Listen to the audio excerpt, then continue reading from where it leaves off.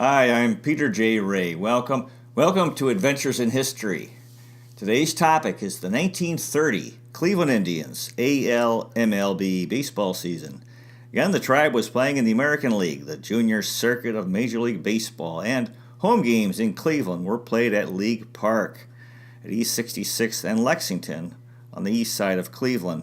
The Tribe had a strong year in 1930. They finished in fourth place with a record of 81-73.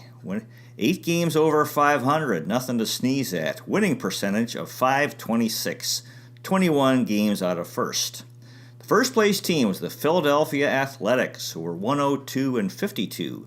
Winning percentage of .662, Connie Mack's team. Second place, the Washington Senators, 94-60, 8 games out of first. Third place, the New York Yankees, 86-68. Fourth place, the Cleveland Indians, 81-73. Fifth place, the Detroit Tigers, 75-79. Sixth place, the St. Louis Browns, 64-90. Seventh place, the Chicago White Sox, 62-92. And in eighth and last place, again, the Boston Red Sox had another tough year. They were 52-102. Winning percentage of .338. Gosh, 50 games out of first. In 1930, the Tribe reversed the old saying, good field, no hit. They were good hit, no field. 5 regular players hit .300, but they had the worst defense in Major League Baseball, with 237 errors, were the most in the American League. However, they were in first place on June 13th. Unfortunately, in July, they went 3-19 and fell into last place in August. Then they had 2 7-game winning streaks in late August and September to finish in fourth place. Construction of the stadium started that year, 1930, Cleveland Municipal Stadium. The team batting average was .304. Wow, second only to the Yankees. At League Park on May 11th, the Tribe won 25-7 against the Philadelphia Athletics. On June 14th, in a game against the Yankees at League Park, they lost 17-10. The attendance for that game was 33,628, most all-time at League Park. On July 25th, the Philadelphia Athletics had 2 triple steals against the Tribe. In other words, bases loaded. Incredible. Haven't heard of all those before. 2 triple steals. Guy on first, second, and third all steal the next base. June 24th, construction at the stadium started. Cleveland Municipal Stadium. On October 24th, 1929, the year before, the U.S. stock market had crashed in New York City and was the start of the Great Depression, economic hard times for the United States in the 1930s. On opening day at League Park in 1930, there was fresh green paint there, and the ushers had new red caps. Former heavyweight boxing champion Jack Dempsey threw out the first pitch. Pretty exciting. Now, the stadium construction, which began in June, was Osborne Engineering Company was doing the work. They had 2 heavy steam shovels, and it took 3 months to level the ground. City manager was Daniel Morgan, and there was a stadium advisory committee including Ed Bang of the Cleveland News, sports writer, Sam Otis of the Plain Dealer, and Stuart Bell of the Plain Dealer, as well as Max Rosenblum, the owner of the Cleveland Rosenblums, the first pro basketball dynasty, who won ABL titles in 1926, 1929, and 1930. 2 pedestrian bridges were built to access the new stadium at West 3rd Street and at east of the courthouse, over the railroad tracks. In 1930 at League Park, the attendance for the Tribe games was 528,657, down slightly from the year before, down a total of 8,000 for an average of 6,866 per game.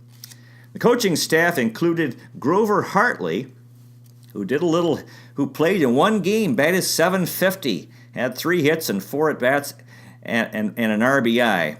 Grover Hartley was a player for the Indians from 1929 to 1930 and a coach from 1928 to 1930. So this was the end of his time in Cleveland.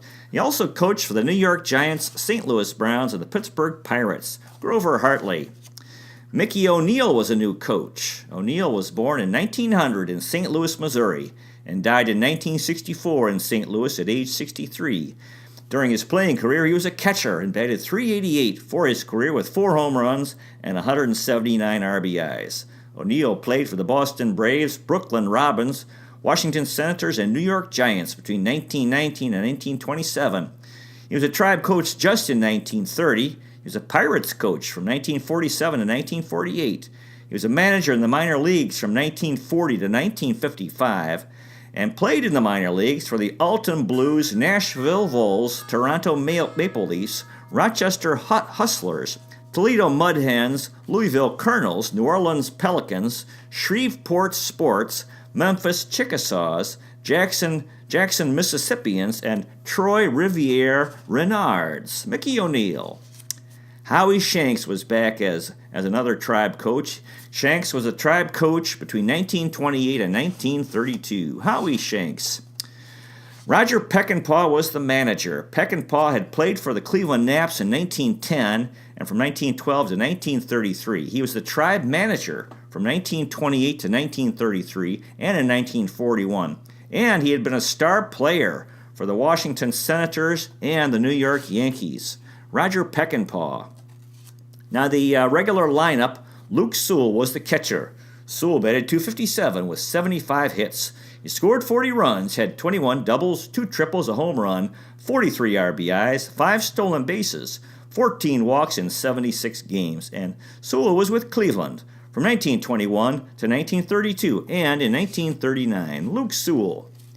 Ed Morgan was the Tribe first baseman, and he had an outstanding year. Morgan batted .349. Wow, 204 hits, 122 runs scored, 47 doubles, 11 triples, 26 home runs, 136 RBIs, 8 stolen bases, 62 walks in 150 games. And Morgan was with Cleveland from 1928 to 1933. And his 26 home runs for the Tribe in 1930 set a new record for the team. Ed Morgan.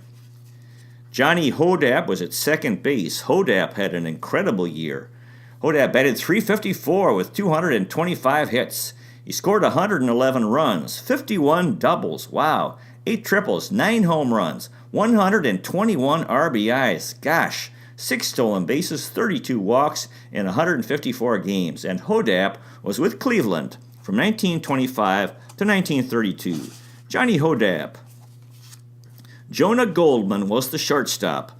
Goldman batted .242 with 74 hits. He scored 32 runs, had 18 doubles, a home run, 44 RBIs, 3 stolen bases, 28 walks in 111 games. And Goldman was with Cleveland from 1928 to 1931. Jonah Goldman. Joe Sewell, the brother of Luke Sewell, was the third baseman. Sewell batted .289 with 102 hits. He scored 44 runs, had 17 doubles, 6 triples, 48 RBIs, a stolen base, 41 walks in 109 games. And Sewell was with Cleveland from 1920 to 1930. This was the end of his time in Cleveland. His career continued in the major leagues until 1933. Joe Sewell, who was actually in the Baseball Hall of Fame and was played for the Tribe when they won the World Series in 1920. Joe Sewell. Charlie Jameson was in left field. Jameson batted .301 with 110 hits. He scored 64 runs, had 22 doubles, a triple, a home run, 52 RBIs, 5 stolen bases, 36 walks in 103 games. And Jameson was with Cleveland from 1919 to 1932. Charlie Jameson. Earl Averill was in center field. Averill had an outstanding, incredible year. He batted .339. 181 hits, 102 runs scored, 33 doubles, 8 triples, 19 home runs, 119 RBIs, 10 stolen bases, 56 walks in 139 games. Averill was with Cleveland from 1929 to 1939. He's in the Tribe Hall of Fame and the Baseball Hall of Fame. On September 17th, he had 4 home runs in a doubleheader against the Washington Senators. The third one was in a row and there was a grand slam in the game. So that was really something. Earl Averill had a tremendous year. Twitchy Dick Porter was in right field. Porter had an incredible year. He hit .350, 168 hits. He scored 100 runs, 43 doubles, 8 triples, 4 home runs, 57 RBIs, 3 stolen bases, 55 walks in 119 games. Porter was with Cleveland from 1929 to 1934. Twitchy Dick Porter. Now the bench players included Bob Seeds, who was an outfielder, and Seeds batted .285 with 79 hits. He scored 37 runs, had 11 doubles, 3 triples, 3 home runs, 32 RBIs, a stolen base, 12 walks in 85 games. Seeds was born in 1907 in Ringgold, Texas, and died in 1993 in Eric, Oklahoma at age 86. For his career, he batted .277 with 28 home runs and 233 RBIs. Seeds played for the Cleveland Indians, Chicago White Sox, Boston Red Sox, New York Yankees, and New York Giants between 1930 and 1940, so he was a rookie in 1930. The World Series in 1936 with the New York Yankees, he was a part of that team that won the title. They called him Suitcase because he was well-traveled and had large feet. In 1937, with the Newark Bears in the minor leagues, he had 7 home runs and in 10 at-bats with 17 RBIs. Holy cow. Bob Seeds. Glenn Myatt was a spare catcher. Myatt batted .294 with 78 hits. He scored 30 runs, had 23 doubles, 2 triples, 2 home runs, 37 RBIs, 2 stolen bases, 18 walks in 86 games, and Myatt was with Cleveland from 1923 to 1935. Glenn Myatt. Ed Montague played some shortstop. He batted .263 with 47 hits. He scored 37 runs, 5 doubles, 2 triples, a home run, 16 RBIs, a stolen base, 37 walks in 58 games.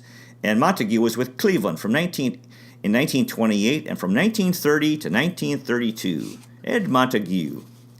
Bibb Falk was an outfielder. He batted .325 with 62 hits. He scored 34 runs, had 12 doubles, a triple, 4 home runs, 36 RBIs, 2 stolen bases, 23 walks in 82 games. Falk was with Cleveland from 1929 to 1931. He was a Tribe manager in 1933. And on May 11th, he went 5 for 5 in a game. Bibb Falk. Johnny Burnett was an infielder. Burnett batted .312 with 53 hits. He scored 28 runs, had 13 doubles, 20 RBIs, 2 stolen bases, 17 walks in 54 games.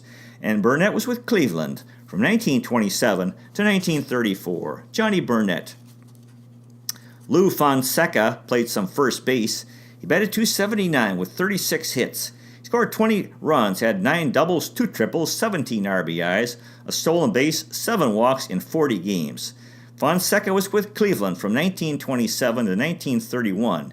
He had a broken arm during the season, and in the offseason he had scarlet fever, so those two things really limited his playing time. Lou Fonseca. Carl Lind played some shortstop. Lind batted .246 with 17 hits in 69 at-bats. He scored 8 runs, had 3 doubles, 6 RBIs, 3 walks in 24 games. And Lind was with Cleveland from 1927 to 1930, and this was the end of his MLB career. Carl Lind. Joe Sprins was a spare catcher. Sprins batted .178 with 8 hits and 45 at-bats. He scored 5 runs, had a double, 2 RBIs, 4 walks in 17 games. Sprins was born in 1902 in St. Louis, Missouri, and died in 1994 in Fremont, California at age 91. For his career, he batted .170 with 2 RBIs. He played for the Cleveland Indians and St. Louis Cardinals between 1930 and 1933. They called him Mule. With the San Francisco Seals in 1939, he attempted to break the record for catching a baseball dropped from a great height. And there was a blimp 800 feet in the air which dropped a baseball. And he had trouble with this. On the 5th attempt, the ball entered his glove at 154 miles an hour, slammed the glove into his face, and broke his upper jaw in 12 places, fractured 5 teeth. He was unconscious and dropped the ball, so that was a disaster. Joe Sprins. Joe Vosmick came to Cleveland, or started with the Tribe in 1930. He was an outfielder. Vosmek batted .231 with 6 hits and 26 at-bats. He scored a run, had a double, 4 RBIs, a walk in 9 games. Vosmek was born in 1910 in Cleveland, Ohio, and died in Cleveland in 1962 at age 51. For his career, he batted .307 with 65 home runs and 874 RBIs. Vosmek played for the Cleveland Indians, St. Louis Browns, Boston Red Sox, Brooklyn Dodgers, and Washington Senators between 1930 and 1944. He was an All-Star in 1935. He won a National League title in 1941 with the Brooklyn Dodgers. In 1935, he was 5th in the American League in MVP voting. In 1938, he was 21st in MVP voting. For his career, Vosmek had 1,682 hits, 335 doubles, 92 triples. And from 1947 to 1951, he was a Tribe manager in the minor leagues. And in the minor leagues, he played, he was a manager for the teams including the Terre Haute Tots, the Louisville Colonels, Minneapolis Millers, Tucson Cowboys, and Oklahoma City Indians. He's buried in Highland Hills Cemetery in Highland Hills, Ohio. He was a Cleveland amateur baseball. He played in the Cleveland Amateur Baseball All-Star Game. Tribe general manager Billy Evans went to that game in a scouting capacity. According to legend, he asked his wife's opinion, who she liked, and she said, quote, "That good-looking blonde Viking over there," and he was referring to Joe Vosmek, and Evans did sign him, although whether it had to do with his wife's comment or not is in dispute. Joe Vosmek. Ralph Weingardner played some third base. He batted .455. Wow. 10 hits and 22 at-bats. He scored 5 runs, had a double, 2 RBIs, a walk in 5 games. Weingardner was born in 1909 in Benton, Kansas, and died in 1988 in Wichita, Kansas, at age 78. He also did some pitching, was 8-6, with an ERA of 5.33 and 89 strikeouts in his career. And for his career as a hitter, he had .276 with 5 home runs and 28 RBIs. He was with the Cleveland Indians in 1930 and 1932, then 1934 to 1936, and then with the St. Louis Browns in 1949. He was a Tribe manager in the minor leagues in 1952. He played in the minor leagues for the El Dorado Lions, the New Orleans Pelicans, Shreveport Sports, Toledo Mud Hens, Milwaukee Brewers, Wilkes-Barre Barons, and the Elmira Pioneers. Ralph Weingardner. Ray Gardner was a middle infielder. He batted .077 with 1 hit and 13 at-bats. He scored 7 runs, had an RBI in 33 games. Gardner was with Cleveland in 1929 and 1930, and this was the end of his MLB career. Ray Gardner. George DeTore played some third base. He batted .167 with 2 hits and 12 at-bats. He had a double, 2 RBIs in 3 games. DeTore was born in 1906 in Utica, New York, and died in 1991 in Utica at age 84. For his career, he batted .250 with 9 RBIs. DeTore played for the Cleveland Indians in 1930 and 1931. He was a player, manager, scout, and coach during his career. He was a player in the minor leagues for 17 years. When he retired, he was a longtime member of the Pittsburgh Pirates organization. He established the Utica Free Academy and worked for the Colgate University baseball team. The minor leagues, he played for the Buffalo Bisons, Louisville Colonels, and Toledo Mud Hens, and was a Pittsburgh Pirates coach in 1959. George DeTore. Now the pitching staff, the ace pitcher was Wes Farrell, who was 25-13. Wow. An ERA of 3.31, 43 games, 35 starts, 25 complete games, 1 shutout, 3 saves, 143 strikeouts, and 296 2/3 innings pitched. Farrell also had a fine hitting year. He batted .297 with 35 hits, scored 19 runs, had 8 doubles, 3 triples, 14 RBIs, 12 walks in 53 games, and Farrell was with Cleveland from 1927 to 1933. Wes Farrell. Willis Hudlin was another starting pitcher. Hudlin was 13-16 with an ERA of 4.57, 37 games, 33 starts, 13 complete games, a shutout, a save, 60 strikeouts, 216 2/3 innings pitched, And Hudlin batted .219 with 16 hits, scored 6 runs, had a double, 6 RBIs, 5 walks, and struck out 16 times. And Hudlin was with Cleveland from 1926 to 1940. Willis Hudlin. Clint Brown was 11-13 with an ERA of 4.97, 35 games, 31 starts, 16 complete games, 3 shutouts, a save, 54 strikeouts, 213 and 2/3 innings pitched. Brown batted .247 with 18 hits, scored 5 runs, had 3 RBIs, 8 walks, and struck out 9 times. Brown was with Cleveland from 1928 to 1935 and from 1941 to 1942, and is buried at Lakewood Cemetery in Rocky River, Ohio. Clint Brown. Mel Harder was 11-10 with an ERA of 4.21, 36 games, 19 starts, 7 complete games, 2 saves, 45 strikeouts, and 175 and a third innings pitched. Harder had a tough time as a hitter. He batted .143 with 9 hits and 63 at-bats. Scored 8 runs, had 2 doubles, a triple, 4 RBIs, a stolen base, 2 walks, and struck out 28 times. And Mel Harder was a Cleveland player and coach and manager between 1928 and 1963. What a run Mel Harder had with Cleveland. Pete Appleton was 8-7 with an ERA of 4.02, 39 games, 7 starts, so he was primarily a relief pitcher, 2 complete games, a save, 45 strikeouts, and 118 and 2/3 innings pitched. Appleton batted .200 with 8 hits, scored 4 runs, had a double, 2 RBIs, 3 walks, and struck out 9 times. Appleton was born in 1904 in Terryville, Connecticut, and died in 1974 in Trenton, New Jersey at age 69. For his career, he was 57-66 with an ERA of 4.30 and 420 strikeouts.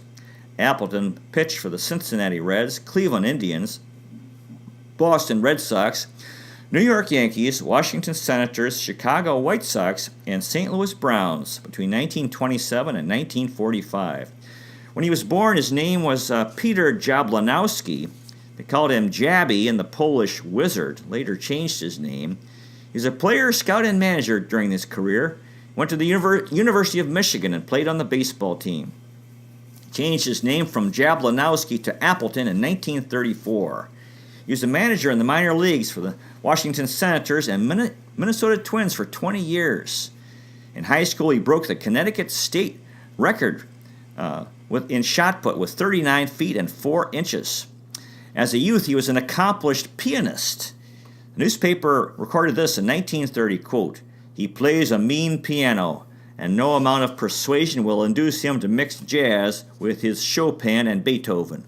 It remains to be seen how many more ball teams will fall for his slow music on the diamond." His mother was horrified when he became a pro baseball player. In 1930, in the Cleveland newspaper, it was reported that Jablanowski was a psychology major in college. And that the report goes like this, quote, "Psych 1, Psych 2, Psych 3. They're going to have to change the terminology of baseball when Peter Williams Jablanowski does the pitching. For when Peter can't strike him out, he's got his mind made up to psych him out, which after all might be just as good if it wins ball games." Jablanowski has thick, stubby fingers, a wide mouth, a heavy nose, and an assured manner. He's 5 feet 11 inches tall and weighs 180 pounds. Some man, and how he wears his vivid clothes. With the Yankees, Babe Ruth called the hotel switchboard from his hotel room and asked, quote, "to page any Yankee that's around down there." And Jablanowski, who was on the Yankees at the time, took the call. And Ruth said this, quote, "Hey, Keed, how about coming up and playing some cards with me?" Babe Ruth was lonely and would have been mobbed if he came to the hotel lobby. So Jablanowski, or Pete Appleton, also Pete Jablanowski, went up and played some cards with Babe Ruth. Appleton was in the U.S. Navy in the Second World War. In the minor leagues, he played for the Atlanta Crackers, Dallas Eagles, Montreal Royals, and Rochester Red Wings. Pete Appleton. Jake Miller was 4-4 with an ERA of 7.13, 24 games, 9 starts, a complete game, 31 strikeouts in 88 and a third innings pitched. Miller also, as a hitter, hit .303 with 10 hits. He scored 5 runs, had a triple, struck out 6 times in 24 games. And Miller was with Cleveland from 1924 to 1931. Jake Miller. Milt Schaffner was 3-4 with an ERA of 7.97. 24 games, 10 starts, a complete game, 17 strikeouts, and 84 and 2/3 innings pitched. Schaffner batted .212 with 7 hits and 33 at-bats. He scored 5 runs, had 3 doubles, a triple, a home run, 2 RBIs, walked twice, and struck out 14 times. Schaffner was with Cleveland from 1929 to 1931. Milt Schaffner. Belv Bean was 3-3 with an ERA of 5.45. 23 games, 3 starts, a complete game, 2 saves, 19 strikeouts in 74 and a third innings pitched. Bean batted .346 with 9 hits and 26 at-bats. He scored 7 runs, had 3 doubles, 3 RBIs, and struck out twice. Bean was born in 1905 in Mullen, Texas, and died in 1988 in Comanche, Texas at age 83. For his career, he was 11-7 with an ERA of 5.32 and 89 strikeouts. Bean played for the Cleveland Indians and Washington Senators between 1930 and 1935. So he was a rookie in 1930. Belv Bean. Roxy Lawson was 1-2 with an ERA of 6.15. 7 games, 4 starts, 2 complete games, 10 strikeouts, and 33 and 2/3 innings pitched. Lawson batted .091 with 1 hit and 11 at-bats. He scored 3 runs, walked twice, and struck out 7 times. Lawson was born in 1906 in Donaldson, Iowa, and died in 1977 in Stockport, Iowa at age 71. For his career, he was 47-39 with an ERA of 5.37 and 258 strikeouts. Lawson pitched for the Cleveland Indians, Detroit Tigers, and St. Louis Browns between 1930 and 1940, so he was a rookie in 1930. They also called him Alfred Voyle. After he retired, he was a manager in the minors for the Meridian, Mississippi Peps in 1947, the Green Bay Blue Jays in 1948. Lawson was in the U.S. Navy in the Second World War. After he retired, he was an umpire for the 3I League in the minor leagues, and that's the Illinois, Indiana, and Iowa League. Roxy Lawson. Ken Holloway was 1-1 with an ERA of 8.40, 12 games, 2 starts, a save, 8 strikeouts, and 30 innings pitched. Holloway batted 12 times, did not have a hit, and struck out once. He was with Cleveland from 1929 to 1930, and this was the end of his MLB career. Ken Holloway. Sal Gliato had no decisions and an ERA of 6.60, 8 games, 2 saves, 7 strikeouts, and 15 innings pitched. He batted twice, did not have a hit, scored once, and struck out once. Gliato was born in 1902 in Chicago, Illinois, and died in 1995 in Tyler, Texas, at age 93. His MLB career was just with the Cleveland Indians in 1930. On opening day, Gliato had 2 balks on consecutive pitches, which was rather unfortunate. Sal Gliato. Les Barnhart was 1-0 with an ERA of 6.48. 1 game, which was a start, he went 8 1/3 innings pitched and had a strikeout. He batted 3 times, did not have a hit in 1 game. Barnhart was with Cleveland in 1928 and 1930, and this was the end of his MLB career. Les Barnhart. And finally, Joe Schott had no decisions and an ERA of 15.43. 4 games, 2 strikeouts, 4 2/3 innings pitched, and he did not bat in 4 games. Schott was with Cleveland from 1922 to 1930, so this was the end of his time in Cleveland. His Major League Baseball career continued until 1934. Joe Schott. Now, after the season in the World Series, the National League champions, St. Louis Cardinals, were defeated by the American League champions, Philadelphia Athletics, 4-2. The A's repeated, so they were back-to-back champions.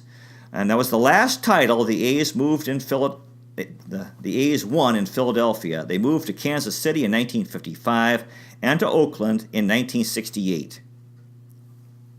Hall of Famers for the Cardinals included Jim Bottomley, Dizzy Dean, Frankie Frisch, Burley Grimes, Chick Hafey, and Jesse Haynes. For the Athletics, Connie Mack, manager, Mickey Cochran, Jimmy Fox, Lefty Grove, Eddie Collins, and Al Simmons.